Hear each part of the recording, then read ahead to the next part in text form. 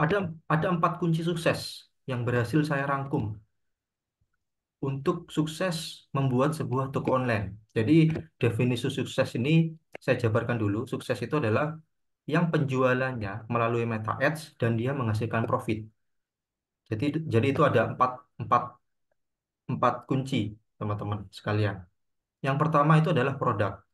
Ya, produk ini akan menentukan seberapa scalable-nya iklan kita, seberapa cepatnya penghasilan kita, itu yang pertama ditentukan oleh produk. Karena kalau kita pilih produknya itu asal-asalan, kita ngiklanin produknya itu eh, main tebak-tebakan, tebak-tebakan contohnya eh, ini lagi ada skincare yang lagi rame ini misalkan terus tiba-tiba kita ah gue coba jual skincare juga lah toh brand sebelah itu rame. Nah itu kemungkinan akan sangat sulit karena untuk bisa sukses di toko online kita nggak bisa modalnya tebak-tebakan, semua harus berdasarkan data, semua harus berdasarkan fakta.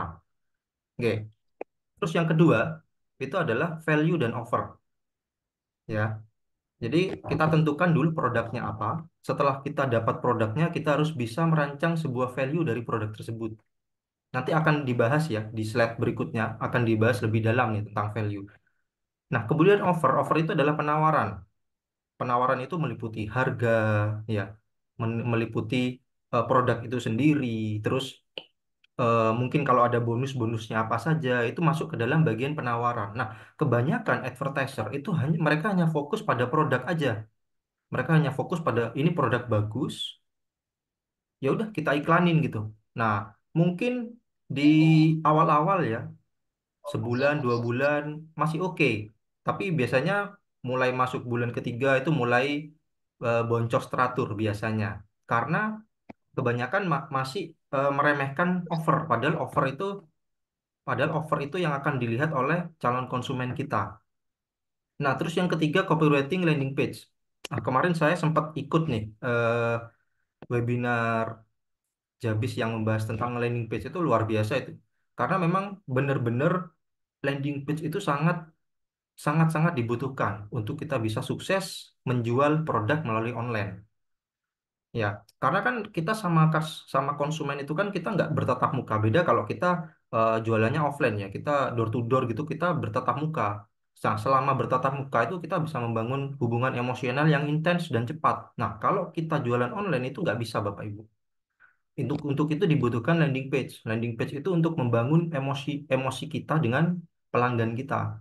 Itu harus dituang di landing page. Terus yang keempat, teknik beriklan. Kenapa teknik beriklan ini ada di urutan terakhir? Ini sesuai urutan ya, mana yang harus dipikirkan dengan sungguh-sungguh, yang didahulukan itu produk, dan terakhir itu teknik beriklan. Karena teknik beriklan itu sebenarnya nothing spesial ya dari teknik beriklan itu, karena eh, beriklan itu ya gitu-gitu aja tekniknya, nggak ada teknik khusus atau teknik rahasia gitu, sebenarnya nggak ada itu. Nah, kalau 4 hal ini dikerjakan dengan baik, omset 100 juta per bulan itu sangat mudah, Bapak Ibu. Oke, saya lanjut ya. Oke, menentukan produk yang akan dijual. Sebelumnya, saya akan membagi produk itu menjadi 2 kategori. Yang pertama itu ada produk solusi, produk solutif biasanya. Sulit terjawab. Kenapa? Karena Dan juga yang bisa kedua rusak. itu produk keinginan.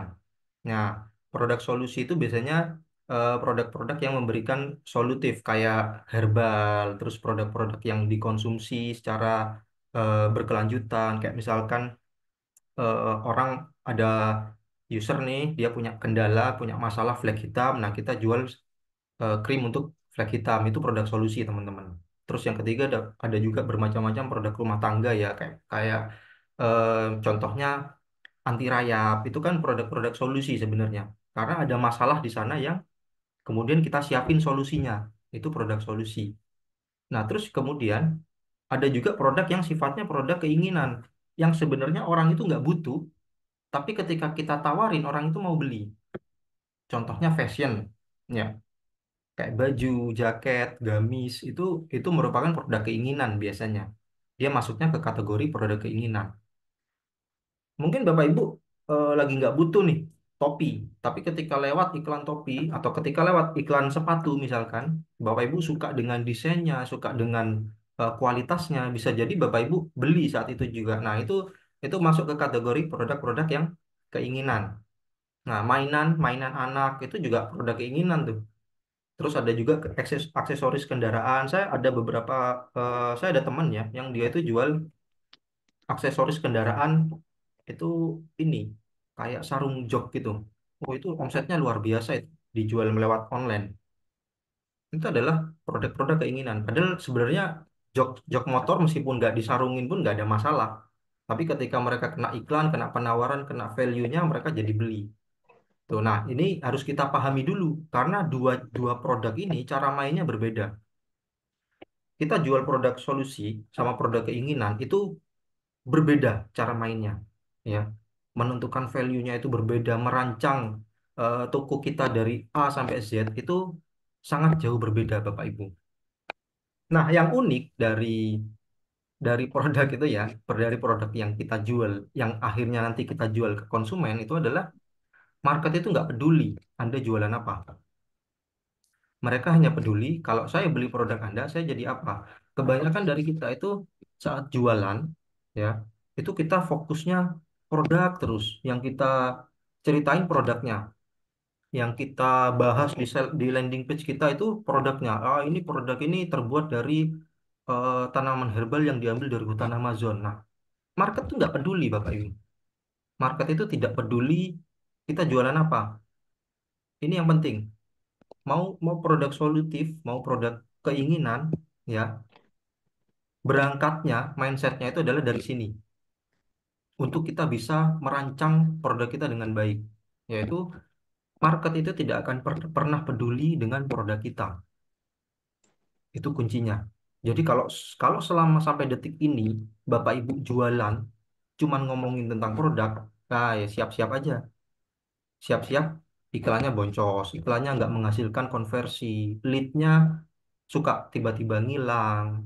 Karena itu tadi, bisa jadi mungkin yang kita ceritakan di landing page kita, yang kita ceritakan di saat kita chit-chat dengan customer itu kebanyakan adalah produk. Padahal memang sebenarnya mereka itu nggak peduli kita jualan produk apa. Mereka itu hanya peduli produk ini, efeknya apa sih buat mereka? Efeknya apa sih buat saya? Itu yang mereka peduliin, Bapak Ibu sekalian. Jadi mulai detik ini eh, mulai kurang-kurangin deh ngomongin produk. Oh, ini bahannya terstandarisasi dari Amerika atau apa. Itu mulai dikurang-kurangin. Karena kita mau ketik panjang sepanjang apapun, itu biasanya efeknya nggak begitu signifikan, Bapak Ibu sekalian. Oke, lanjut. Nah, ini yang saya maksud dengan mereka nggak peduli dengan produk kita. Ya,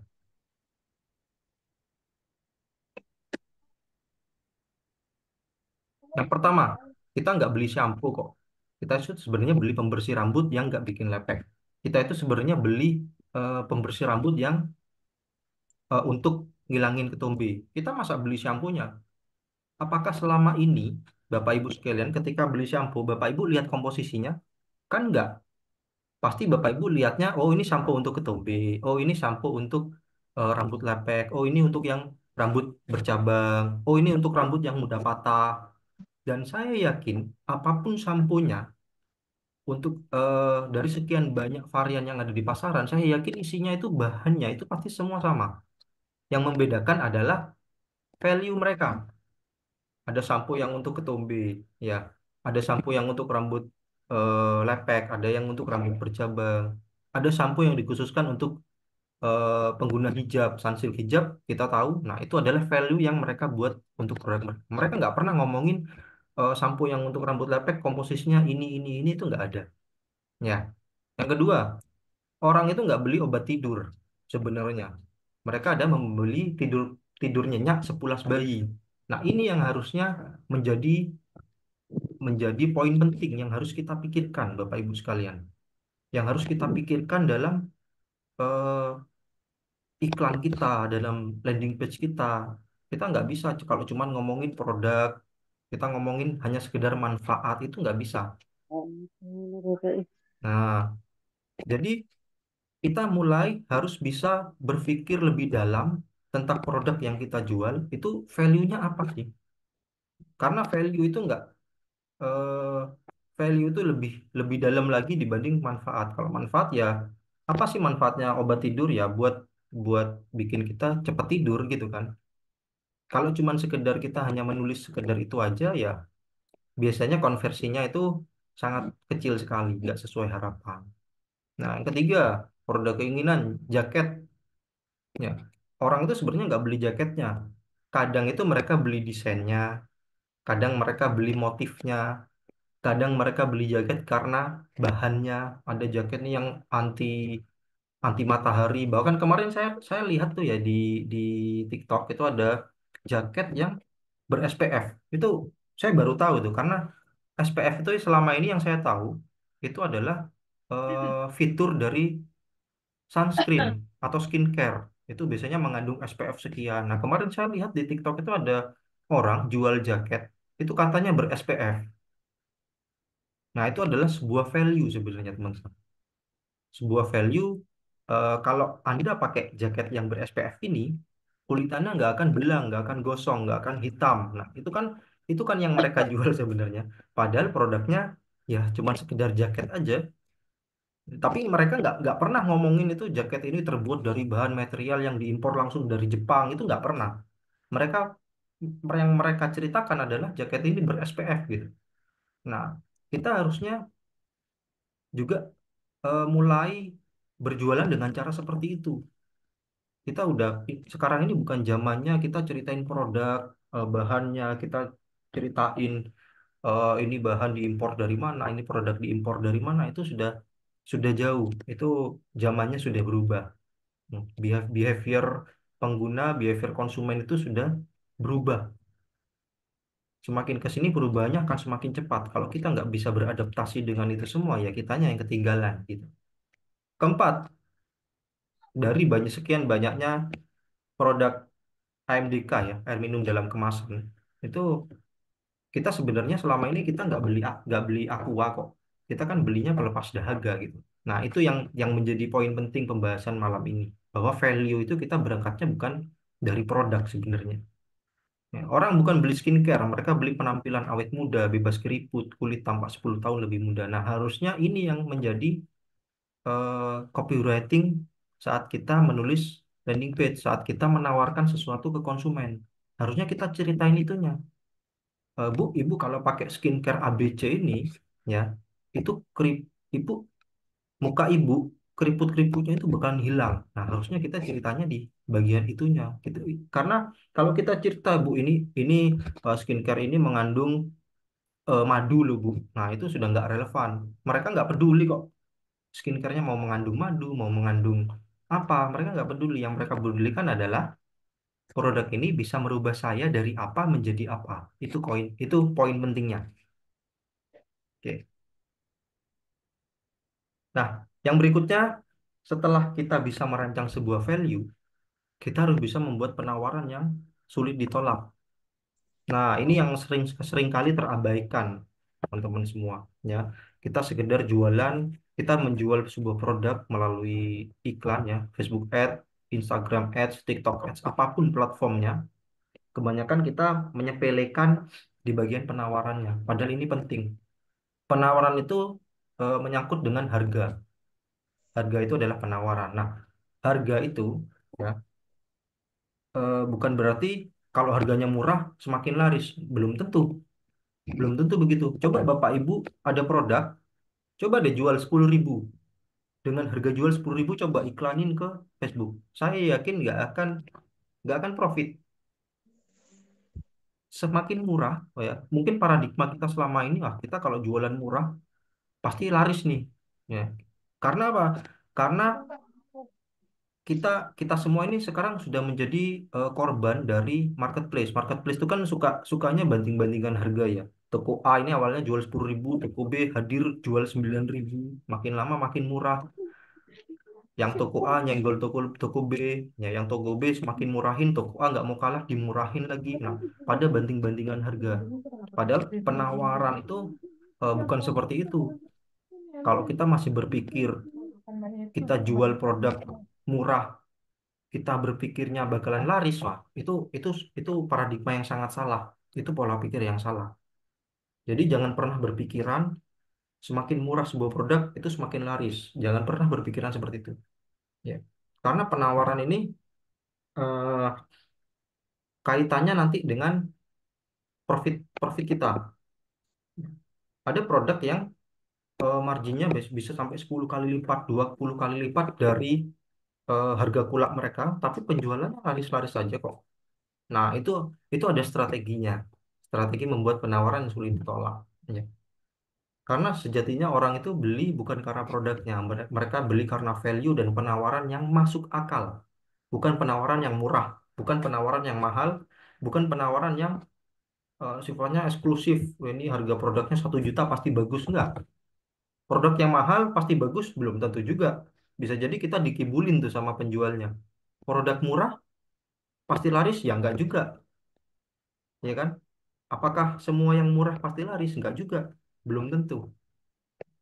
Selama penawarannya itu nggak masuk akal, biasanya user itu, calon konsumen itu akan mulai mundur secara perlahan. Itu yang akan mereka lihat. Nah, parameternya apa? Penawaran itu akan berkaitan erat dengan value.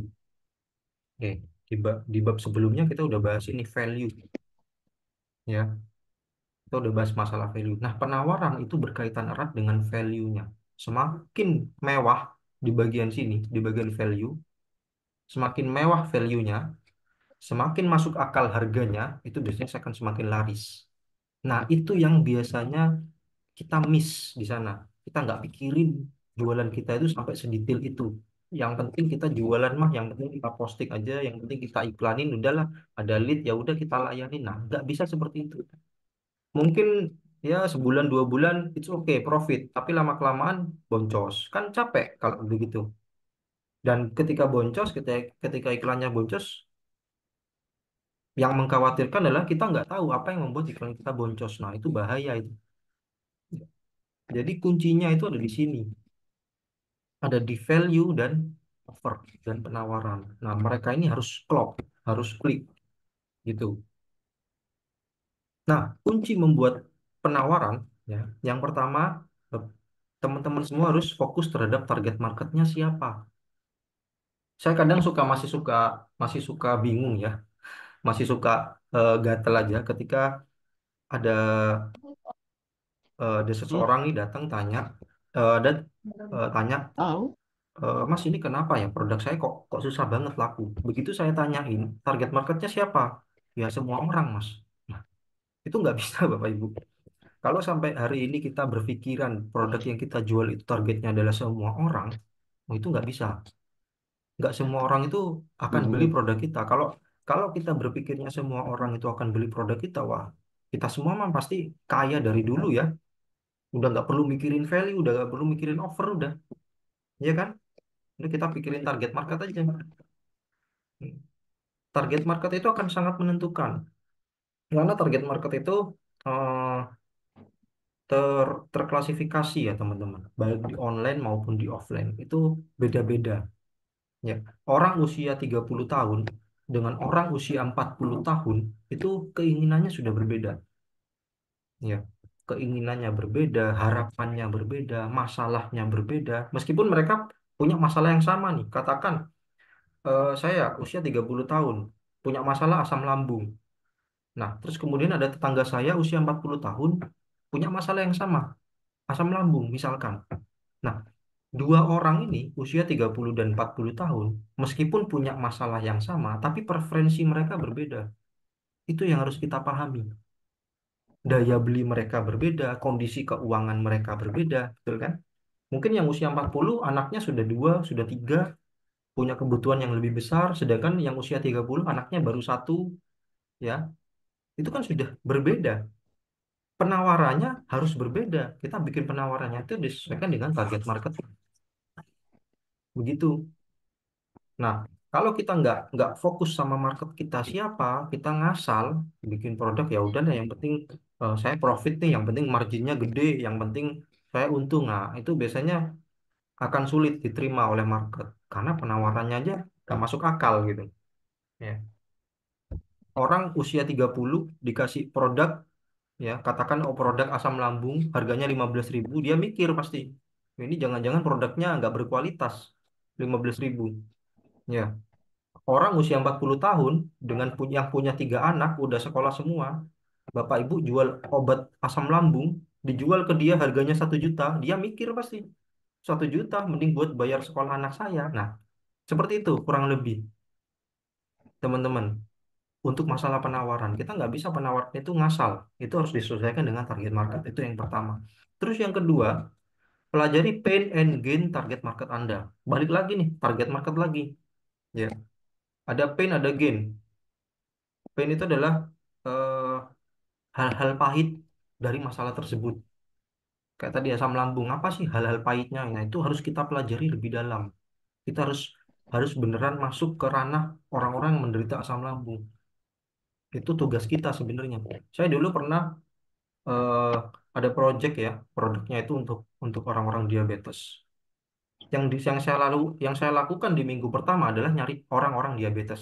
Saya samperin rumah sakit, ya. Saya cari orang-orang yang menderita diabetes. Untuk apa? Buat dipelajarin, ya. Buat dipelajarin masalah mereka, buat dipelajarin pain mereka itu apa, buat mempelajari harapan mereka itu apa. Itu benar-benar harus kita pelajarin, Bapak Ibu. Itu harus benar-benar kita dalami, ya. Kebanyakan sekarang eh, pebisnis sekarang itu mereka coba produk A, dicoba jual, diiklanin nggak laku, ganti produk B nggak laku, ganti produk C, ya itu kapan suksesnya gitu. Jadi mulai sekarang stop. Kita kalau mau jual hijab ya udah kita fokus di hijabnya, kita dalemin dengan fokus gitu, sungguh-sungguh kita lakukan dengan sungguh-sungguh. Kalau kita jual herbal untuk asam lambung ya kita dalemin masalah itu, kita fokus di sana, ya kita fokus sedalam mungkin di sana, ya kita sungguh-sungguh di situ, pasti pasti akan mudah kok jualan. Hmm.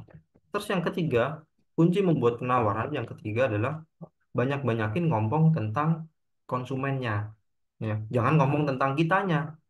Oh saya sih ini harga kulaknya 30.000, saya jual 150, saya punya margin keuntungan 120.000. Nah itu kita ngomongin kitanya tuh, kita ngomongin kita sebagai penjual. Nggak bisa seperti itu. Oh saya ini ada produk nih, ada tawaran produk gamis ya. HPP-nya itu 50.000. Kalau biar operasional saya jalan, biar saya bisa gaji karyawan, biar saya bisa ngiklan, kurang lebih ini harga jualnya harus di 500.000. Nah itu nggak bisa itu. Kita nggak bisa menentukan offer semau kita. Itu yang sampai hari ini saya lihat ya banyak sekali orang-orang yang salah di situ. Mereka masih bikin offer itu fokus sama dirinya sendiri. Fokus dengan saya kalau jual 500 dapat berapa ya? Saya kalau jual 300.000 keuntungan saya berapa ya? Nah, masih fokus di situ. Padahal sebenarnya kunci membuat penawaran itu kita harus fokus ke konsumennya. Balik lagi tadi ke target marketnya. Orang usia 30 sama 40 tahun preferensi membelinya udah beda. Ya, orang usia 40 dengan Gen Z yang usianya 20 tahunan, wah itu preferensi preferensi pembelinya udah jauh banget, itu udah beda. Ya, mungkin yang orang usia 20 tahunan Gen Z ketika mau membeli sesuatu, mereka fokusnya dengan diri mereka sendiri. Ya, ada orang yang usianya udah 50 udah 60 ketika beli produk, mereka gak mikirin dirinya mereka sendiri, mereka lebih pikirin lingkungan. Itu ada yang seperti itu. Mereka pikirin tentang legacy. Itu ada yang seperti itu. Nah, preferensi tiap orang itu berbeda-beda. Itu yang harus kita pahami. Makanya target market itu penting banget. Apalagi kalau kita mau beriklan di Facebook Ads, di Instagram Ads, di apapun platformnya. Mau di Google Ads sekalipun, mau di YouTube Ads, TikTok Ads, ya, mau ngiklan di marketplace, itu semuanya sama. Karena apa? Karena eh, apapun platformnya, apapun media beriklannya, kita sama-sama berhubungan dengan yang namanya manusia. Selama kita berhubungan dengan manusia, ya kita harus ngomongin tentang manusianya. Kita harus ngomongin tentang konsumen kita. Gitu, teman-teman. Nah, jadi saya recap sedikit ya. Produk itu sangat menentukan. Yang pertama, produk kita itu harus benar-benar berkualitas, harus benar-benar memberikan dampak, harus benar-benar menghasilkan efek yang positif. Itu. Yang kedua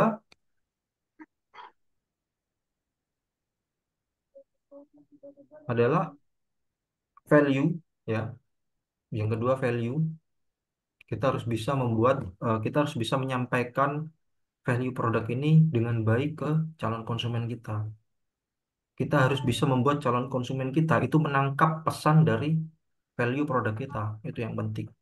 Dan yang ketiga adalah penawaran. Kita harus membuat penawaran yang masuk akal. Bukan penawaran yang bikin kita kaya raya, bukan penawaran yang wah semakin murah semakin laris, bukan bikin penawaran yang semakin mahal semakin bagus, semakin berkualitas, bukan. Penawaran itu harus masuk akal, harus relevan dengan target marketnya. Kita mau jual gamis, harganya 1 juta, 2 juta ke Orang anak-anak, ke, anaknya. ke para mahasiswa atau anak yang masih sekolah itu nggak masuk. Coba deh jual gamis 1,5 juta gitu. Target marketnya anak-anak yang masih sekolah, masih SMA, yang rata-rata mereka belum bekerja, belum bisa menghasilkan uang. Ya daya belinya pasti sangat kecil sekali. Beda cerita kalau kita jual gamis 1,5 juta, kita jualnya ke orang-orang wanita yang usia 35, 40, yang secara finansial mereka sudah matang. Nah, itu sudah beda. Nah, kebanyakan kasus-kasus di luaran, kenapa iklan, kenapa ya Mas iklan saya boncos, kenapa ya Mas produk saya nggak laku-laku, itu kebanyakan kesalahannya ada di value dan penawarannya. Itu yang harus teman-teman perhatikan secara betul-betul tuh. Nah, ini ya balik lagi ya, ini ada ada banyak, ini adalah ilmu-ilmu yang juga saya pelajari dari Coach Rofik, teman-teman semua. Ilmu-ilmu ini, nah ini ilmu ini nggak sembarangan, ini biasanya keluar dari beliau. Itu kalau kita nggak kejar tuh biasanya biasanya nggak keluar beneran itu ilmunya itu. Ini ilmu luar biasa ini. Mungkin mungkin eh, banyak ya, banyak ilmu beliau itu yang kalau nggak kita korek-korek tuh terpendam beneran tuh. Nah, itu sayang gitu. Itu sedikit intermezzo. Oke, lanjut. Yang berikutnya, yang berikutnya adalah landing page. Kalau kita mau beriklan, sebenarnya nggak cuma beriklan sih. Sebenarnya nggak cuma beriklan. Kalau kita mau jualan online, itu yang penting. Itu poinnya. Kalau kita mau jualan online, kita harus punya sebuah landing page. Karena kita nggak bertemu langsung dengan konsumen. Karena kita nggak bertatap muka. Ya, kita bisa menghubungi mereka, kita bisa membuat mereka akhirnya beli itu biasanya dari chat WhatsApp, ya kan, dari video call, dari telepon. Kita nggak ketemu, kita bahkan nggak kenal itu, kita nggak saling kenal dengan konsumen kita. Nah, pentingnya sebuah landing page itu adalah sebuah media untuk menuang apa yang dari tadi saya ceritakan ke dalam tulisan. Itu poinnya.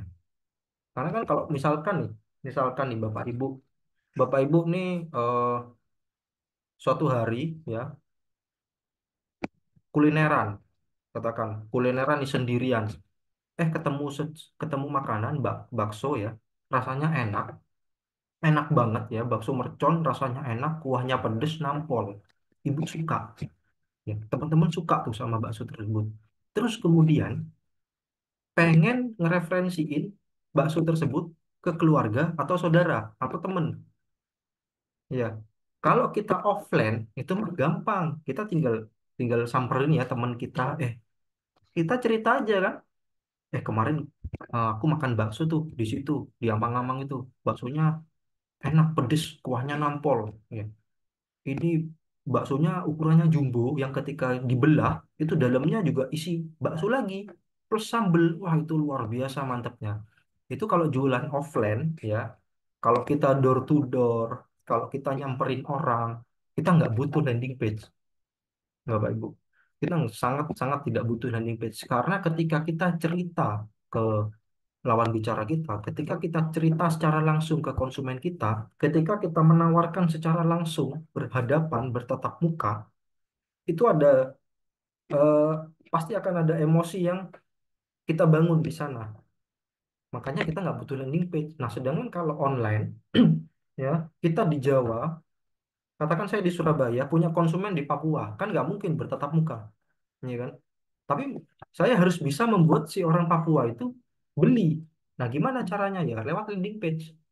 Kita tuang semua yang sudah kita kerjakan di part sebelumnya, ya, produk, deskripsi produk, manfaat, keuntungan, value, penawaran, itu semua kita tuang ke dalam landing page. Nah, karena sebelum akhirnya mereka beneran beli, mereka harus tahu value apa yang akan saya dapatkan dari produk ini. Mereka harus tahu penawaran ini menguntungkan atau tidak, ya kan? Mereka juga harus tahu kalau saya mau beli, saya harus ngapain. Hmm. Itu informasi yang penting yang harus dituang ke dalam landing page. Yang pertama adalah value, ya. Yang pertama jelas produk itu sendiri, ya, detailnya, eh, manfaatnya apa.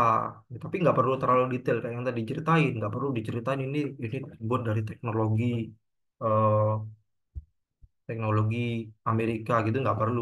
Ya cukup kita ceritakan produknya apa, komposisinya apa, manfaatnya apa, value-nya apa.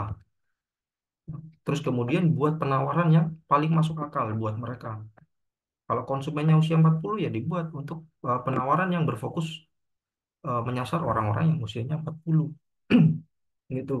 Mereka harus harus harus harus tahu tuh penawaran dari Bapak Ibu ini apa.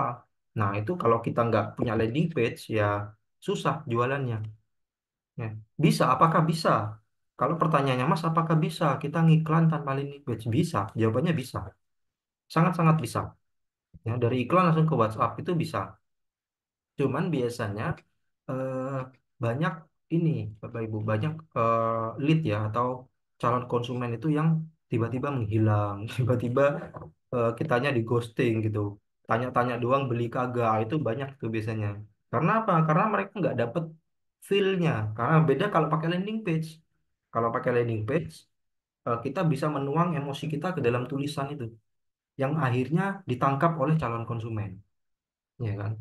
Akhirnya mereka tahu, oh iya saya butuh nih produk ini, saya pingin nih pakai produk ini. Kalau beli gimana ya? Nah, itu dijelaskan di landing page.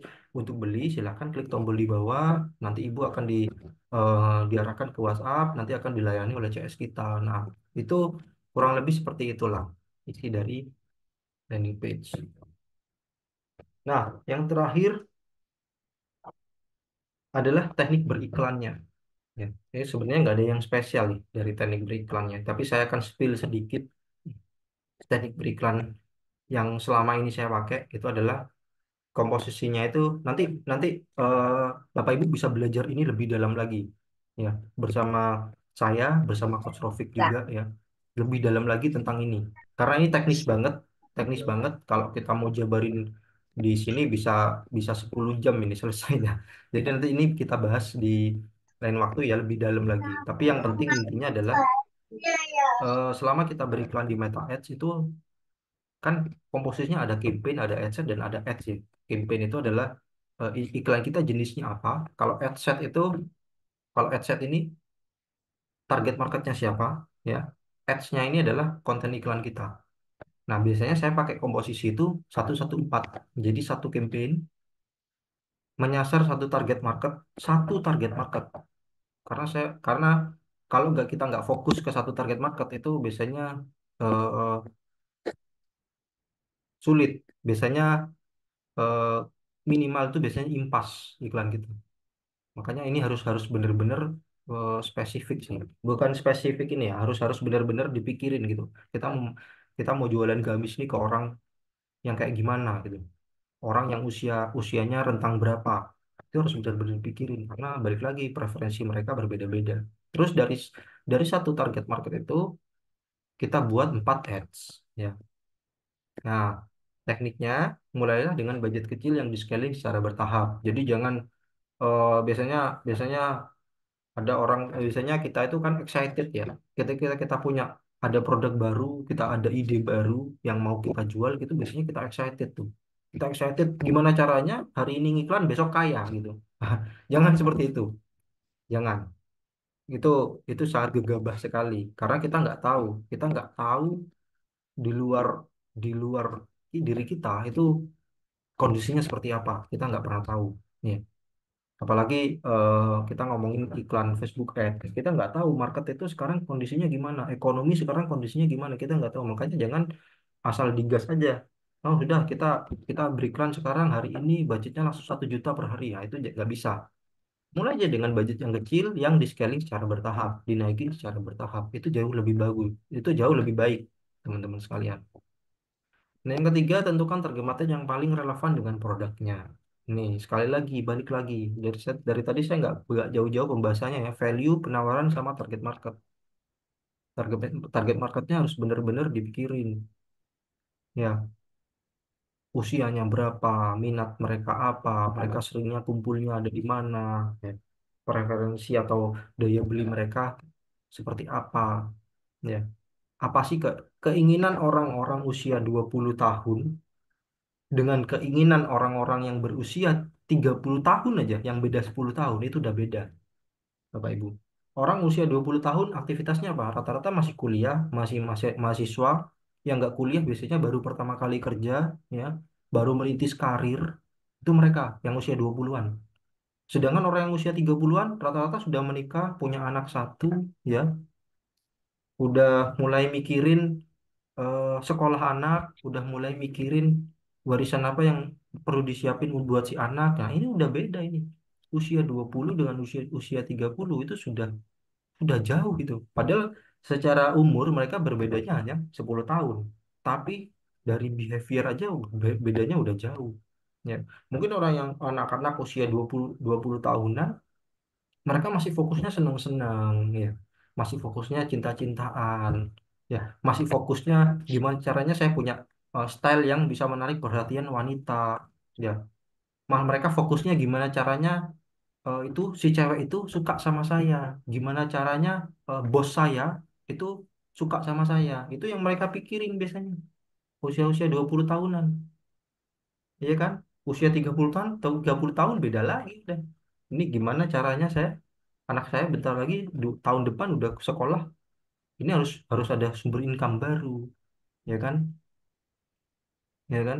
Ini gimana caranya saya yang udah usia 30 tahun eh, sudah berumah tangga, ya, gimana caranya rumah tangga ini tetap harmonis, itu yang udah dipikirin sama orang-orang usia 30 tahunan, udah beda jauh. Katakan ada orang jualan parfum, ya, ada orang jual parfum ke orang usia 20 tahun sama 30 tahun harusnya sudah berbeda, ya kan? Ke usia 20 tahunan bisa kita tawarin tuh, bro. Kalau lu pakai parfum ini, bro, itu cewek yang jaraknya 100 meter bisa noleh ke lu. Karena saking aromanya itu saking bener-bener seenak itu gitu. Hmm. Itu ke orang usia 20 tahunan. Mau kita jual ke orang yang usia 30 tahun udah beda lagi. Kita nggak bisa pakai pakai value itu. Masa iya kita jualan ke orang udah menikah terus kita tawarin, bro, kalau pakai parfum ini cewek-cewek pada ngeliatin lu, pada suka sama lu. Kan nggak bisa, saya sudah beristri gitu. Iya kan? Harusnya dirubah. Angle-nya dirubah, value-nya dirubah, disesuaikan dengan yang usia 30. Bro, kalau pakai parfum ini ya, ini bisa bikin istri lu itu nggak bakalan nggak bakalan selingkuh tuh sama cowok lain. Nah, itu yang benar. Itu yang saya maksud kenapa target market itu sangat-sangat penting untuk dipikirkan. Itu kita nggak bisa kita jualan produk, kita jualan suatu produk terus kita bilang siapa target marketnya? Oh semua orang, Mas. Wah nggak bisa seperti itu. Karena nggak semua orang akan beli. Tuh. Oke. Nah ini eh, studi case iklan saya ya. Ini iklan yang saya jalankan. Total spend-nya sudah pernah mencapai 900 juta, teman-teman sekalian. Ini bukan bukan saya bukan mau pamer, tapi saya ingin menjadikan sebuah motivasi bahwa beriklan itu gampang, beneran, gampang kok. Asalkan satu, punya mentor, asalkan satu, yang pertama punya mentor, yang kedua kita sungguh-sungguh di sana, kita dalemin secara sungguh-sungguh. Kebanyakan orang-orang yang saya temui ya, mereka mau niatnya mau belajar iklan. Oke, kita belajar iklan hari ini. Besok ya, mereka scroll TikTok, terus dapat dapat kena iklan di TikTok ya, yang nawarin kaya raya dari jadi konten kreator. Nah, udah tuh, begitu ditawarin begitu, meleng tuh dia, pindah lagi. Ah, saya mau belajar konten kreator. Udah, saya nggak mau belajar iklan. Udah hari kedua, hari pertama belajar iklan, hari kedua pindah content creator ya. Hari ketiga pindah lagi tiba-tiba bikin channel YouTube. Nah, ini yang bahaya ya. Ini yang jangan sampai kejadian karena eh, kuncinya itu adalah fokus sungguh-sungguh dan cari mentor. Mentor itu sangat-sangat penting ya. Udah sampai sampai detik ini ya, sampai detik ini saya tuh sering sama Coach Rofik tuh masih masih sering cari mentor. Bayangin. Buat apa? Ya buat kita ambil ilmunya gitu. Buat kita kita serap ilmunya, buat kita jadikan sebuah motivasi, buat jadi pengingat kita. Karena kalau kita nggak punya mentor ya, kalau kita beriklan belajar sesuatu itu sendirian atau modal YouTube, wah itu biasanya susah teman-teman. Sangat-sangat susah. Saya sudah mengalami itu 2017 lalu. Itu saya belajar dulu nggak pakai mentor, masih belum kenal Coach Rofik juga. Ya, itu waduh belajarnya minta ampun ya. Dilihat buka YouTube ada teknik A, teknik B, teknik C, wah itu banyak sekali tekniknya yang sekali dicoba itu semua teknik itu satu tekniknya bisa ngabisin 1 juta 2 juta boncos lagi. Nah itu ya itu kalau nggak kita nggak punya mentor. Nah, ini jadi saya akan kasih sebuah studi case yang semoga studi case ini bisa bikin teman-teman semangat, bisa bikin teman-teman termotivasi.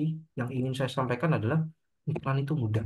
Ya, kita mau mau cari penghasilan dari jualan online lewat iklan itu benar-benar mudah, benar-benar gampang. Nih. Saya nggak, bukan bukan mudah ya, bukan secara lah, bukan mudah, bukan gampang, tapi sederhana caranya. Ya. Caranya itu sangat-sangat sederhana. Jadi nggak serumit yang selama ini kita bayangin, nggak sesusah yang selama ini kita alami sebenarnya. Ya. Nah ini iklan saya 900 juta menghasil omset hampir 2 M ya per bulan, 100% dari Meta Ads. Nah, ini salah satu produk yang saat ini lagi running ya, Bapak Ibu sekalian. Marketnya adalah peternak. Ya. Marketnya ini produk peternakan. Ini sudah ada sekitar 519 user ya yang berhasil kita akuisisi dari iklan Meta. Bayangin Bapak Ibu sekalian, ya, katakan Bapak Ibu punya suatu produk parfum deh, ya. Bapak Ibu punya konsumen sejumlah 500 yang penjualan parfumnya itu bisa terjadi berulang-ulang setiap bulan. Bayangin. Ya, Bapak Ibu iklannya sekali, udah jadi, sudah dapat nih listnya, dijualin kan? Masa masa iya habis dijualin terus diem kan? Mereka kalau suka pasti beli lagi. Oh saya suka nih Pak sama aroma yang ini nih, saya beli lagi dong, saya repeat order. Nah, itu kan pasti penghasilannya terus-terusan gitu. Ini salah satu brand brand saya ya. Nah ini salah satu iklan dari brand ini yang lagi jalan ya. Ini udah total ini ya, ini total sejak running karena ini baru running beberapa bulan aja. Itu saya sudah menghabiskan 10 juta ya. Ini cost per resultnya eh, masih di angka 42.000 ya untuk cost akuisisinya. Nah, eh, apa? Untuk omsetnya rata-rata itu masih 100 piece per bulan karena ini brand baru Bapak Ibu sekalian. Ini masih baru, masih fresh. Marketnya juga baru dan ya bisa dibilang kompetisinya masih minim ya. Jadi ya lumayan lah buat buat cari cari tambahan penghasilan per bulan itu buat cari 10 juta, 20 juta, 30 juta dari iklan Meta Ads itu sangat sangat sangat mudah sekali gitu. Nah, ini ongoing ini ya 1 Oktober sampai 22 Oktober itu sudah ada 90 ya. Sesuai ini tadi rata-rata penjualan saya di setiap bulan itu 100 piece rata-rata. Ini yang ongoing Oktober itu sudah 90 penjualan. Ini yang September nih, ini yang Oktober ya. Udah menghasilkan omset kurang lebih sekitar 11 juta 12 juta lah. Nah, yang ingin saya sampaikan di sini adalah eh, kalau teman-teman ingin beneran serius ya, serius membangun sebuah toko online yang punya omset ratusan juta bahkan miliaran ya. Kalau kita nggak usah jauh-jauh deh, ratusan aja nih. 100 juta aja tiap bulan. Itu udah. Bayangin kalau 100 juta tiap bulan, kita punya net profit katakan 10% aja udah. Paling paling boncos nih ya, paling boncos kita punya profit bersih itu 10%. Itu kita udah mengantongi 10 juta setiap bulan. 10 juta. Dan kalau itu terjadi secara terus menerus, ya 10 juta tiap bulan udah kita kita ngomongin part paling jeleknya deh. Part paling jeleknya, misalkan Bapak Ibu iklan, omsetnya 100 juta, terus Bapak Ibu, udahlah saya sudah cukup mas, 100 juta per bulan aja deh, saya nggak mau 1 M gitu. Saya capek nih mau ngulik-ngulik lagi, udah biarin dah. Itu udah kan udah sangat lumayan sekali, 10 juta per bulan ya kan, yang terus berkelanjutan. Apalagi kalau bisa bertahan tuh brandnya 5 tahun, 10 tahun, ya kan pasti ke depan nggak akan terus-terusan nggak akan terus-terusan 100 juta. Pasti yang orang yang sudah beli akhirnya beli lagi, ya kan? Beli laginya nggak cuma satu piece, mereka bisa beli lagi, beli 3, beli 5 sekaligus, atau bahkan mereka tertarik untuk jadi agen Bapak Ibu semua. Nah, itu sudah beda lagi tuh ceritanya. Nah, yang ingin saya sampaikan adalah beriklan itu mudah, ya. Kuncinya cari mentor, ya. Ketika sudah dapat mentornya, kejar ilmunya sedalam mungkin, ya. Apapun yang direkomendasikan sama mentor tersebut itu biasanya hal-hal yang baik-baik. Itu pasti ada sesuatu di sana yang membuat akhirnya kita sukses, teman-teman. Karena eh, sekali lagi ya, sukses itu identik dengan percepatan. Ini saya suka nih. Ini saya pernah baca dari buku, saya lupa judulnya, bahwa sukses itu identik dengan percepatan. Sukses itu menyukai orang-orang yang cepat. Orang-orang yang cepat dalam artian ketika dia dapat eh, peluang baru, ketika ada peluang baru, ketika ada kesempatan baru, ketika ada ide baru, ketika ada sesuatu baru yang ingin dipelajari dan mereka cepat di sana, itu sukses tuh suka dengan orang-orang seperti itu. Ya, katakan saya nih, saya udah ngiklan Meta nih, udah jalin iklan Meta, ya. Terus kemudian eh, Coach Rofik nih, ya, saya jualan selama ini jualan produk fisik. Kemarin Coach Rofik bikin bikin webinar ya, jualan properti dari Meta Ads. Saya tertarik tuh, belajar. Hah? Jualan rumah diiklanin. Saya dulu skeptis tuh. Memang bisa jual rumah diiklanin. Siapa yang mau beli gitu? Harga rumahnya kan bukan 1 juta 2 juta gitu. Saya mikirnya seperti itu. Tapi ketika kemarin ada webinarnya, saya pelajari. Dan ternyata beneran bisa, Bapak Ibu. Beneran bisa. Semakin saya dalemi itu properti lewat Meta Ads, itu ternyata semakin masuk akal, semakin terasa mudah gitu. Nah, itu kita harus jadi orang-orang yang seperti itu. Itu pesan saya sih. Nah, ini mungkin cukup ya, slide-nya ini Ya, udah oke. habis. Saya kembalikan ke Coach Rofik ya. Itu aja teman-teman. Terima kasih. Assalamualaikum warahmatullahi wabarakatuh. Waalaikumsalam. Ah,